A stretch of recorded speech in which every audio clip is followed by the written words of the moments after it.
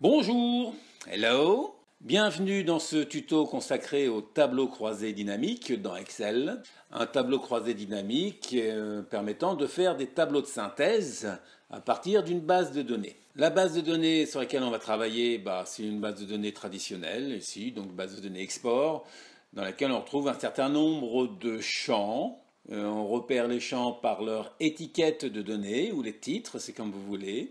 Une seule ligne de titre pour représenter ce qu'il y a dans la colonne. On évite de superposer les titres sur deux lignes différentes. Il faut s'arranger pour que les titres tiennent dans une seule cellule. Chaque titre doit être différent des autres pour pouvoir les différencier les uns par rapport aux autres. Que dire d'autre pour la conception de la base de données? Évidemment, pas de colonne vide au milieu de la base de données. Vous avez le droit d'avoir une colonne sans données, mais dans la colonne en question, il devrait y avoir obligatoirement donc un titre. Si j'insère une colonne ici, même si vous n'avez pas l'intention de renseigner quoi que ce soit dans cette colonne-là, il faut lui dire que ça, c'est une colonne avec un titre à l'intérieur. Ok. Donc je supprime cette colonne-là qui ne sert à rien. Pas de ligne vide dans la base de données. On attaque les données directement juste en dessous de la ligne de titre. Et on ne s'amuse pas à séparer, par exemple, dire je vais faire une première rubrique consacrée à un certain pays de livraison, ensuite je laisse une ligne vide pour faire un deuxième pays, etc. Non. La base de données doit être constituée d'un seul bloc. Voilà pour la conception de la base de données. Ensuite, à partir de là, une fois que la base de données est correctement remplie, avec toutes les informations renseignées, c'est-à-dire là encore, par rapport au produit, par exemple ici, on ne se dit pas puisque en dessous c'est également les tulipes, c'est pas la peine de le réécrire, on considère que quand il n'y a rien, il faut prendre ce qu'il y a au-dessus. Non, toutes les informations doivent être renseignées dans la base de données. Voilà pour les généralités sur la base de données. Et à partir de là, on va pouvoir concevoir le tableau croisé dynamique. Le tableau croisé dynamique va se comporter en quelque sorte comme une formule de calcul, une vaste formule de calcul, c'est-à-dire qu'il va s'adapter à la plage de la base de données. Pourquoi je vous dis ça? Tout simplement parce que si on a l'intention plus tard de rajouter des enregistrements sous la base de données, comme une formule plage, il va falloir adapter la source de données pour qu'elle prenne en compte les nouveaux enregistrements. Alors pour éviter cela, on a deux possibilités. Ou bien lorsqu'on va concevoir le tableau croisé dynamique, on lui indiquera les colonnes entières. L'inconvénient, c'est que si vous avez d'autres choses sous la base de données, ce qui n'est pas conseillé, mais au cas où, il irait chercher les informations qui seraient en dessous. Ou bien, deuxième solution, nous allons déclarer notre base de données sous forme de tableau Excel. On a déjà parlé de ça dans d'autres tutos. À l'intérieur donc je me positionne dans la base de données. Dans le ruban accueil, vous avez la fonctionnalité mettre sous forme de tableau. Le tableau Excel a ceci d'avantageux, c'est que notre base de données va se comporter comme une zone nommée de dimension variable. Là, pour l'instant, donc Excel trouve que les données se trouvent entre la cellule 1 et L1079, qui constitue le bloc de la base de données. Il y a des entêtes dans mon tableau. Effectivement, je valide ça. Donc, je ne vais pas vous refaire tout un topo sur les tableaux. Ça fait l'objet d'un tuto spécifique. Ensuite, donc, une fois que le tableau est créé, donc on va quand même le renommer ici. Donc, dans les outils de tableau, onglet création, on lui donne un nom, base de données par exemple, sans espace s'il vous plaît. Et j'évite les accents, même s'ils sont autorisés, je vais les éviter. À partir de là, soit dans le ruban insertion ou dans l'onglet création des outils de tableau, on a la possibilité donc de créer un tableau croisé dynamique. Dans la boîte de dialogue qui s'affiche, Excel va reconnaître la plage. Donc en l'occurrence ici, puisqu'on a créé un tableau, il nous donne le nom du tableau. Si vous n'avez pas créé de tableau, il vous donnerait la dimension de la plage, c'est-à-dire A1 L1079. Donc là, on fait le tableau croisé dynamique à partir de ce tableau-là. On a la possibilité soit de créer le tableau croisé dynamique sur une nouvelle feuille de calcul qu'Excel va créer, soit de le créer sur une feuille de calcul existante. Alors évidemment, vous avez le droit de créer le tableau croisé dynamique à droite de la base de données, avec les inconvénients que ça peut supposer. C'est-à-dire si derrière vous avez commencé à faire des filtres dans votre base de données, les lignes vont être masquées et vous risquez de ne plus voir certaines parties du tableau croisé dynamique. Donc, pour ma part, je considère que dans l'onglet où il y a la base de données, il ne devrait y avoir que la base de données. Non, j'ai conscience que dans certains cas, c'est difficile de respecter intégralement cette règle-là. Donc nous allons créer notre tableau croisé dynamique sur une nouvelle feuille de calcul. Donc voilà, Excel a créé une nouvelle feuille de calcul, feuille 1, que je vais tout de suite renommer. Double-clic sur le nom de l'onglet et on va l'appeler ça TCD comme tableau croisé dynamique, par exemple. Je valide. Nous avons à droite un volet représentant les différents titres de notre base de données, les différents champs, en quelque sorte, et en dessous les différentes zones de notre tableau croisé dynamique. Comme on va faire un tableau de synthèse, on va commencer par croiser les données entre les employés, par exemple, et les pays de livraison. Donc pour faire cela, on a plusieurs possibilités. Soit vous cochez directement les cases qui vous intéressent, mais ça veut dire que c'est Excel qui décide de l'endroit où vous voulez les mettre. Par exemple, si je rajoute là pour employé, ok, pas de problème, ça m'arrange bien qu'il soit disposé comme ça. Mais pour les pays de livraison, si je rajoute les pays de livraison, il rajoute les pays de livraison en dessous des différents employés. Donc si je veux mettre les pays de livraison en ligne, je suis obligé de reprendre pays de livraison, de le mettre dans somme de colonnes, là-bas, dans la rubrique colonnes, de les glisser, pour les avoir correctement. C'est pour ça que j'aime autant pour ma part dire, je prends les différents champs, non pas par la case à cocher, mais par le libellé, et je les glisse dans la zone qui m'intéresse. Voilà, donc on croise les employés avec les pays de livraison, et on va leur dire que par rapport à ça, ce qui m'intéresse, c'est d'avoir le cumul des montants de chaque employé dans chaque pays de livraison. Donc j'attrape les montants et je les glisse dans la zone somme-valeur. Par défaut, il me met somme de montants, tout simplement parce qu'il reconnaît que dans la colonne montant, il n'y a que des valeurs numériques. Pour changer éventuellement la fonction de synthèse, à droite de somme de montants, vous avez la petite flèche, on va aller dedans pour accéder à la commande paramètres des champs de valeur. Et c'est dans cette boîte de dialogue que vous pourriez donc rechanger, si vous avez nombre, remettre somme, forcer à somme. En l'occurrence, si vous voulez voir une moyenne, un panier moyen, la possibilité de choisir moyenne ou autre. Donc là, je vais laisser somme.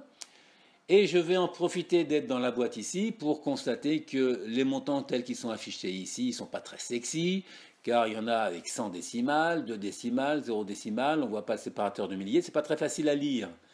Donc je vais aller dans format de nombre en dessous, en bas de la boîte de dialogue, pour lui dire que pour ce qui concerne les nombres, je veux des nombres avec 0 décimales et sans séparateur de milliers. Ou éventuellement, je pourrais directement lui mettre en monétaire avec 0 décimales. OK. Et cette fois-ci, le tableau est un peu plus lisible. Voilà. Et si vous avez besoin de connaître le détail d'un employé dans un pays, voilà, par exemple Davolio aux États-Unis, il suffit de double-cliquer sur la cellule ici et ça va exporter dans un nouvel onglet les éléments de la base de données qui correspondent à cette cellule-là. Attention, cette fois-ci, on a une photo instantanée des éléments lorsque vous double-cliquez sur la cellule. C'est-à-dire que si la base de données plus tard est modifiée, cet onglet-là ne sera pas modifié. Ça veut dire que là, à partir de là, vous en faites ce que vous avez besoin d'en faire. S'il faut l'envoyer à un service concerné, vous l'envoyez au service concerné. S'il faut l'archiver, s'il faut l'imprimer. Bref, ici, j'en ai plus besoin pour la suite. Je supprime directement la feuille. Je confirme. Voilà. Il peut arriver que vous perdiez le volet de tableau croisé dynamique à droite ici. Simplement, donc la première cause, c'est que vous ayez cliqué à l'extérieur du tableau croisé dynamique. Donc pensez à revenir cliquer dans le tableau croisé dynamique. La deuxième cause possible, c'est que vous ayez fermé directement ce volet-là parce que vous vouliez avoir un peu plus de place. Et là, vous avez beau faire des allers-retours, le volet ne se réaffiche pas. Il faut penser dans le premier onglet des outils de tableau croisé dynamique. Je dis le premier onglet sans le nommer par lui-même parce que entre la version 2010 et la version 2013, le nom de l'onglet a changé. Donc à droite, vous avez la rubrique affichée et donc il faut simplement visualiser la commande liste des champs pour afficher le volet. Possibilité de générer un filtre tableau croisé dynamique. Par exemple, je vais filtrer sur les produits. Voilà, ce qui rajoute le champ produit au-dessus du tableau croisé dynamique. Et là-dessus, je peux lui dire que je voudrais avoir les informations pour un produit donné. Que s'est-il passé pour les glaïeuls? Et bien voilà le résultat pour les glaïeuls. Si vous avez besoin de plusieurs produits, vous avez la case, sélectionnez plusieurs produits, ce qui vous permet de directement cocher les cases qui vous intéressent. Voilà pour les 3 produits en question. L'inconvénient de cela, c'est que vous ne savez pas quels sont les produits concernés par ce tableau croisé dynamique là. Pour corriger ça, là aussi, plusieurs solutions évidemment. Soit à droite ici, vous rattrapez le champ produit, vous le mettez au niveau des employés, soit au-dessus, soit dessous. Si vous mettez en dessous, ça veut dire que pour chaque employé, vous allez avoir le détail par produit. Si vous inversez ici, vous allez avoir pour chaque produit le détail par employé. Voilà, je remets les produits en filtre du rapport. Une autre solution consiste à jouer avec les segments. Dans le premier onglet des outils de tableau croisé dynamique, vous avez la possibilité de demander à insérer un segment. Donc si vous insérez le segment produit par exemple, on va rajouter, on peut remettre pays de livraison, employé, et puis éventuellement ici je vais rajouter le type par exemple, histoire d'avoir quelque chose qui n'est pas au départ prévu dans le tableau croisé dynamique et voir à quoi servent les segments. Donc les segments vont servir en quelque sorte à pouvoir filtrer plus facilement qu'avec les champs directement qui sont ici. Je vais les redispatcher un petit peu différemment.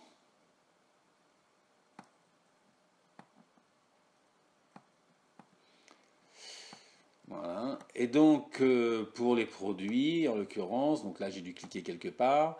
Donc si je remets ici, voilà, plusieurs produits, on constate directement là-dedans les produits qui sont concernés par le filtre ici. Là on le voit. Vous voulez un autre produit, ici il suffit de cliquer directement sur le produit en question. Là il y a lilas, engrais. Voilà, je vais pousser ça. Les arrosoirs. Et si vous voulez effacer le filtre, vous avez le petit symbole en haut à droite du segment qui permet d'effacer le filtre pour retrouver l'ensemble. Donc on n'avait pas prévu de filtrer au départ sur les types de produits. Si vous voulez uniquement les plantes, on clique sur les plantes et là c'est les plantes. Les accessoires sont beaucoup moins nombreux. Les voilà. Et je raffiche l'intégralité du tableau croisé dynamique. Donc les segments vont permettre de filtrer très facilement le tableau croisé dynamique lorsqu'on est très pressé. OK. Pour supprimer les segments, il suffit de les sélectionner les uns après les autres et d'appuyer sur la touche suppresse du clavier pour les enlever. Attention, les enlever, ça ne veut pas dire effacer les filtres. Parce que là, si je remets les accessoires, je supprime, donc là il y a le tableau pour les accessoires, je supprime le segment ici, mais on a toujours le tableau que pour les accessoires. On voit ici qu'il y a un filtre sur les accessoires parce qu'il y a un petit entonnoir ici. Donc si vous voulez retrouver l'ensemble des accessoires dans la zone type ici, c'est une autre façon de filtrer. On clique sur l'entonnoir, il nous raffiche une boîte de dialogue dans laquelle on peut redemander l'ensemble des informations. Vous voulez filtrer sur les pays de livraison, vous avez la possibilité de filtrer directement sur l'étiquette de colonne ici, première possibilité. Mais si vous préférez, vous pouvez dire, ok, puisque j'ai la liste des champs ici, je clique à droite sur la petite flèche et je filtre sur le pays qui m'intéresse. Vous voulez pays qui m'intéresse. Voilà. Comme je suis ressorti ici, je reviens là, et pays de livraison, je remets les pays de livraison, l'ensemble. Donc voilà comment ça va se passer. Maintenant, on va parler d'un autre champ, le champ date de commande, lorsqu'il s'agit de cumuler sur des dates. Donc pour simplifier la vie ici, je vais modifier la disposition de mon tableau croisé dynamique. Pour retirer un champ du tableau croisé dynamique, soit vous recliquez en haut pour décocher la case, d'accord, soit vous attrapez le champ et vous le mettez en dehors du volet du tableau croisé dynamique, du volet d'affichage. Et je vais mettre à la place les dates de commande. Donc évidemment, là, il me fait une ligne par date de commande. Pour grouper cette sélection, on va sélectionner une des dates. Et dans les outils de tableau croisé dynamique, premier onglet, vous avez une catégorie dans laquelle il y a la notion de groupe. Et dans cette notion de groupe, on peut demander à grouper la sélection. Alors évidemment, l'affichage que vous avez sur votre ordinateur n'est pas obligatoirement le même que celui que vous voyez ici dans la démonstration, parce que ça va dépendre de la dimension de votre écran. Donc grouper la sélection, donc je veux grouper par mois, et comme si je laisse uniquement mois coché, ça veut dire que pour le mois de janvier, il y aura le cumul de tous les mois de janvier des différentes années. Donc il faut penser à cliquer ici sur année si vous voulez voir une véritable évolution. Excel donc nous fait les calculs, donc mois par mois pour les différents pays. Le seul petit truc que j'aimerais avoir en plus, c'est qu'il me fasse le total des années. Eh bien, vous vous rappelez? Non? Eh bien, on va aller dans le champ année ici qu'on retrouve dans la catégorie ligne. Et dans le champ année, on va aller dans paramètres de champ pour lui demander de rajouter un sous-total. Non pas aucun, ni automatique, mais on va faire personnaliser et on va demander à avoir la somme. Ce n'est pas la peine de retourner dans le format de nombre parce que par défaut, il va nous prendre le format de nombre qu'on a défini pour l'ensemble du tableau croisé dynamique. Et là, j'ai bien les totaux par année. Vous avez besoin du détail de l'année 2011 pour l'ensemble des pays. On va aller chercher à droite la somme, le total général de 2011. Double-clic et ça me crée un onglet pour l'année 2011. Il ne reste plus qu'à renommer cet onglet-là. Et en faire ce que j'ai besoin d'en faire. Une fois que le tableau croisé dynamique est fait, éventuellement, qu'est-ce qu'on peut faire? Dans les outils d'analyse ici, simplement, enfin dans les outils de tableau croisé dynamique, premier onglet vers la droite, possibilité de créer à partir du tableau croisé dynamique un graphique croisé dynamique. Voilà, donc bien choisir le type de graphique, parce que là, si je laisse comme ça va être un petit peu le bazar. Ça ne sera pas très lisible, compte tenu de la quantité d'informations à représenter. Je vais plutôt prendre des histogrammes empilés. Je valide ça, et comme un graphique, le graphique va se superposer au tableau croisé dynamique. Dans les outils de tableau croisé dynamique, ici, dans la version 2013, c'est dans l'onglet Création. Déplacer le graphique pour le mettre sur nouvelle feuille. Voilà, et puis on va le renommer, cette feuille-là. Graphique croisé dynamique, ça me va bien. Alors ce qu'il faut simplement savoir par rapport à ça, c'est que si vous faites un filtre sur le graphique croisé dynamique pour dire que vous intéressez uniquement à l'année 2011, le filtre sera appliqué automatiquement au tableau croisé dynamique. Voilà, il a masqué les autres années. Si vous mettez un filtre sur les produits ici, on va prendre les arrosoirs, il ne va pas y avoir grand-chose. Alors effectivement, c'est moins que grand-chose d'ailleurs. Allez, on va mettre plusieurs produits. Voilà, j'ai quelques produits en 2011. Le graphique, c'est adapté au filtre que nous avons mis dans le tableau croisé dynamique. Le fait d'avoir groupé les dates de commande, Excel a créé un nouveau champ dans la liste des champs du tableau croisé dynamique. C'est un champ qui n'existe pas en tant que tel dans la base de données. Donc ça veut dire que si je supprime les pays de livraison d'ici, je peux modifier le tableau croisé dynamique et dire par exemple que les champs ici, ils doivent être considérés comme étant comme ceci. Si je mets toutes les années, je remets toutes les années et là on a une comparaison des mois au fil des années. Évidemment au niveau du tableau du graphique croisé dynamique, il a adapté le graphique à cette nouvelle disposition. Donc je vais remettre comme c'était auparavant.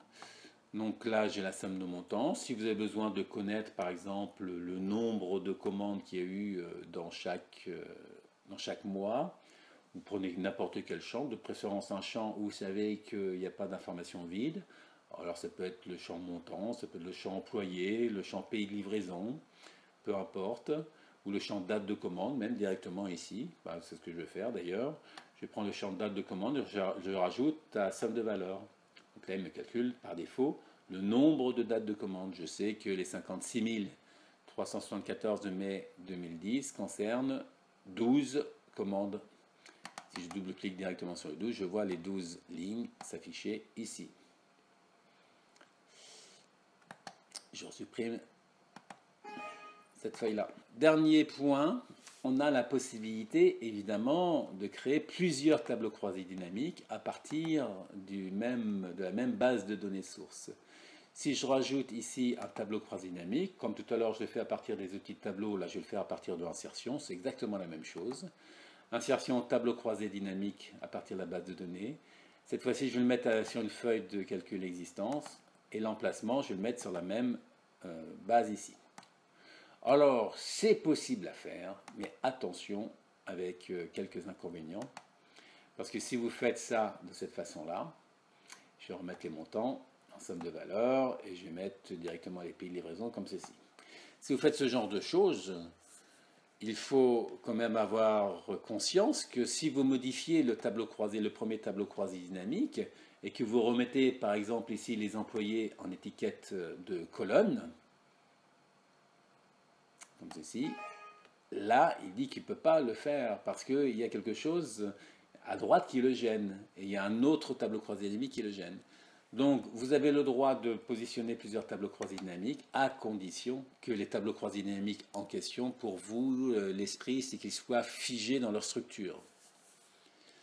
Voilà. Donc, je vais resupprimer ce tableau croisé dynamique-là. CTRL étoile supprimer.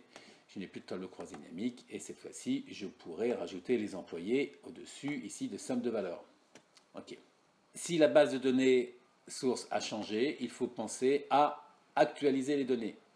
Actualiser, alors vous voyez qu'il y a deux possibilités, soit actualiser ou actualiser tout. Actualiser, c'est pour actualiser le tableau croisé dynamique. Et actualiser tout, c'est dans l'hypothèse où vous auriez créé plusieurs tableaux croisés dynamiques sur la même base de données. Il actualiserait l'ensemble des tableaux croisés dynamiques. Autre point qui peut être intéressant, dans les options du tableau croisé dynamique, soit dans les outils ici, premier onglet, ou éventuellement bouton droit de la souris, vous avez les mêmes choses ici, hein, option du tableau croisé dynamique ou option du tableau croisé dynamique. Voilà, vous avez dans la rubrique données, donc il y a un certain nombre de choses que vous pourriez visiter par vous-même, mais l'option la plus importante là-dedans, à mon sens, enfin la première option qui me paraît importante, de dévoiler, c'est dans l'onglet données, la possibilité de demander à actualiser les données lors de l'ouverture du fichier. Si vous êtes tranquille, vous n'êtes pas obligé de repenser à actualiser lorsque vous ouvrez le tableau croisé dynamique. En revanche, si vous faites un copier-coller, par exemple, d'enregistrement sous la base de données et que vous voulez voir maintenant le résultat, il faudra penser à actualiser les données. Voilà pour l'essentiel de ce qu'il y a à savoir sur les tableaux croisés dynamiques. J'espère que vous en ferez bon usage. Merci, à ciao.